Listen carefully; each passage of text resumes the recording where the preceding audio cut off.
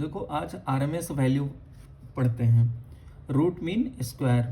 Generally हम देखते हैं ऐसे ग्राफ दिया रहता है और पूछता है आरएमएस वैल्यू, तो हम हर बार इसको इंटीग्रेट ही करते हैं। मुझे लगता है इंटीग्रेट से बेहतर है कि हम उसका एक फार्मूला ही जान लें, तो ऐसे कई सारे ग्राफ जो दिखेंगे उसका आसानी से निकाल सके। तो पहले हम इस ग्राफ का देखते हैं, आइदर इस ग्राफ का आरएमएस निकालो या इस ग्राफ का निकालो, दोनों का सेम ही आएगा।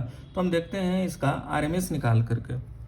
तो पहले आरएमएस का फार्मूला क्या होता है, आरएमएस इज इक्वल टू, पहले क्या कर रहा है स्क्वायर, तो स्क्वायर कर लिया हमने, स्क्वायर कर लिया। अब क्या कह रहा है मीन, तो मीन निकाल लिया। अब क्या कह रहा है रूट, तो रूट लिख लिया। ये हुआ रूट मीन स्क्वायर। अब देखो इस फंक्शन को 0 से t में, तो t1 से t में ये फंक्शन 0 है, तो 0 to t1 ये इंटीग्रेट होगा, 1/t इंटीग्रल 0 to t1। और i क्या है, एक लीनियर इक्वेशन है, तो उसको लीनियर इक्वेशन को क्या लिख लेते हैं, i is equal to M X plus C के फॉर्म में I B minus I A over t1 into T plus I A. मैंने आसानी से कैसे लिख लिया, ये m है, स्लोप है, आई B minus I A over t1 minus इतना इंटू टी 0 कर दो तो आई ए मिल जाएगा, बिल्कुल सही है, ये इक्वेशन है। अब देखो हम इसे आई स्क्वायर डी टी लिखो। अब थोड़ा हम क्या करते हैं, सॉल्यूशन को सिंप्लीफाई करने के लिए डी आई टी को लिख दो आई B minus I A upon t1 dt। तो हम क्यों ना dt के जगह di से रिप्लेस करें, आसानी से हो जाएगा। तो अंडर रूट 1/t। अब जब लिमिट चेंज करेंगे तो t इक्वल टू 0 पे कितना है, i सब है, और t1 पे कितना है, i सब b। I square as it is रहने दो, और dt के जगह क्या लिख सकते हैं, t1 over I B minus I A into D I, यही लिख सकते हैं। Under root t1 upon t integral I A से आई बी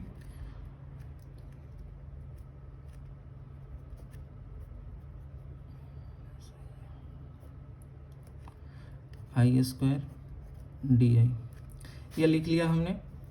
अब इसे लिखें, t1 ओवर t को k लिख लेते हैं, k upon I B minus I A, और ये आई क्यू ओवर 3, तो आई क्यू ओवर 3 को 1/3 लिख लेते हैं और लिमिट भी पुट कर देते हैं, तो I B Q minus I A Q ये आ जाएगा। अब इसे लिखें तो अंडर रूट यहाँ लिख लेते हैं k is equal to t1 upon t, ठीक है।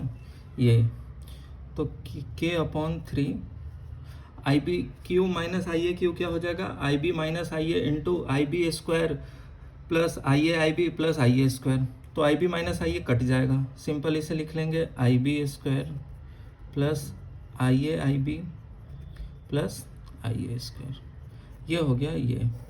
ये आरएमएस का वैल्यू आया हमारे पास। ये हमेशा याद रखना, के का हमेशा याद रखना, के क्या है, non zero length over time period के, और ये क्या है, आई का मैक्सिमम वैल्यू कितना होगा और आई का मिनिमम वैल्यू कितना होगा ये बता रहा है, और फिर बीच वाला ये दोनों का प्रोडक्ट है। अब देखो इसका एप्लीकेशन, सपोज मान लो हमारा ग्राफ अब यहाँ से ऐसे स्टार्ट हो, 0 से स्टार्ट हो t1, और ये आई बी रह जाएगा, और यहाँ आई ए क्या हो जाएगा 0, क्योंकि ये 0 से स्टार्ट हो रहा है। उस फॉर्मूला में पुट कर दो, R M S is equal to under root K over 3 into I B square लिख लिया, I A into I B 0 plus I A square 0 लिख लिया, I B under root K by 3, ये आ गया इसका। ठीक है, ये आ गया। अगर दूसरा ग्राफ कुछ ऐसा रहे,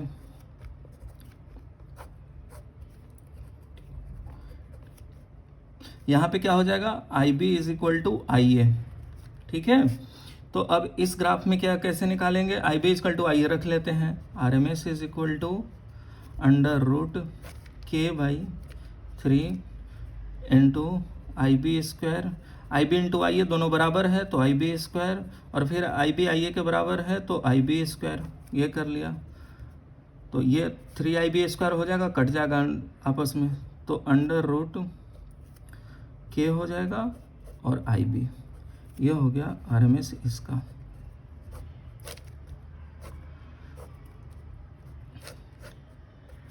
ये इसके जगह ये ग्राफ रहे तब भी इसका आंसर सेम आएगा, इसके लिए सेम ही आएगा। ये T1 है, ये आई सब भी है और ये T है, तब भी इसका सेम ही। अब इसके लिए निकाल लिया। ठीक है, तो ये है आसानी सा मेथड हमें आरएमएस वैल्यू निकालने के लिए। अब आपको कुछ क्वेश्चन देख लेते हैं जो कि आसानी से, ये ईयर 2005 में गेट में 2 मार्क्स के लिए आया है। For the triangular wave form shown in the figure the RMS value of the voltage is equal to, इसका आरएमएस वैल्यू निकाल रहे हैं। फार्मूला पे सीधे रख लो, पहले क्या करो, के निकाल लो। के इजकल टू कितना आएगा, T/2 डिवाइडेड बाई T 1/2। अब देखो आई बी कितना है, 1 है, आई ए कितना है, 0 है, तो आर एम एस सीधे रख दो is equal to under root K/3 1/6, I B square 1, ये जो तीनों ऐसे लिख दिए तीनों टर्म को, तो अंडर रूट 1/6, ऑप्शन ए इसका सही उत्तर है। अब देखो इसका, ये देखो स्क्वायर करेंगे तो ये निगेटिव क्या हो जाएगा, इसके बराबर हो जाएगा, दोनों में वैल्यू सेम है तो ये पॉजिटिव, तो ये कांस्टेंट टर्म हो जाएगा। तो सिंपल सा इसका कांस्टेंट का आरएमएस वैल्यू कांस्टेंट फंक्शन के बराबर ही होता है, तो इसका 100 हो जाएगा, सिंपल एज इट इज। ठीक है, अब देखो क्वेश्चन ये जो 2004 में 2 मार्क्स के लिए पूछा गया है। इस क्वेश्चन में देखो तो हमें 2 फंक्शन दिख रहे हैं, एक मान लो एक्स एक्सिस के हॉरिजॉन्टल एक्सिस के ऊपर वाले और एक मान लो हॉरिजॉन्टल एक्सिस के नीचे वाले, दोनों फंक्शन है। ध्यान से देखोगे तो दोनों ऑर्थोगोनल फंक्शन है। अगर हम सिर्फ एक फंक्शन इसे कंसीडर कर लिया, T/2 से T वाले को सोन, और एक फंक्शन हमने कंसीडर कर लिया इसको T/2 को, ये देखो दोनों आपस में ऑर्थोगोनल हैं। क्यों? क्योंकि इन दोनों का प्रोडक्ट करके इंटीग्रल करोगे तो 0, क्योंकि जहाँ पे ये 0 है वहाँ पे ये नॉन जीरो है, और जहाँ पे ये 0 है वहाँ पे ये नॉन जीरो है, तो आपस में प्रोडक्ट क्या हो जाएगा, 0 के बराबर। तो इसलिए ऑर्थोगोनल फंक्शन है। और हम जानते हैं कि 2 ऑर्थोगोनल फंक्शन का आरएमएस वैल्यू जो होता है, आरएमएस स्क्वायर रिजल्टेंट जो होता है, दोनों के आरएमएस स्क्वायर का सम के बराबर होता है। तो इसको पहले निकाल लेते हैं हम। मान लो फर्स्ट फंक्शन जो है हॉरिजॉन्टल एक्सिस के एबव वाले को निकालते हैं, तो फर्स्ट फंक्शन हम उसको मान लेते हैं। तो उसके लिए K1 हमारा कितना आ जाएगा, T/2 अपॉन T 1/2।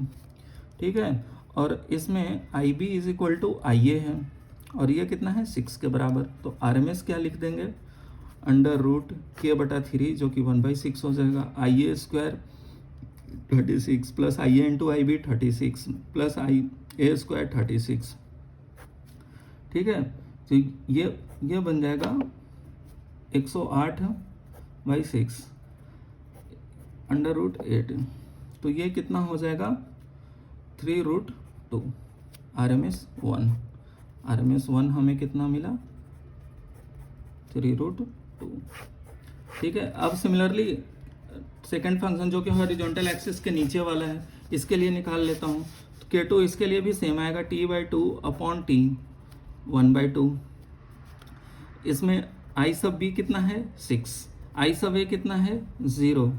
तो आरएमएस क्या निकलेंगे, RMS is equal to √k/3, तो 1/6, IB स्क्वायर 36, और IA into IB 0 plus IA square वो भी 0, तो 36 √6, ये RMS 2 आ गया।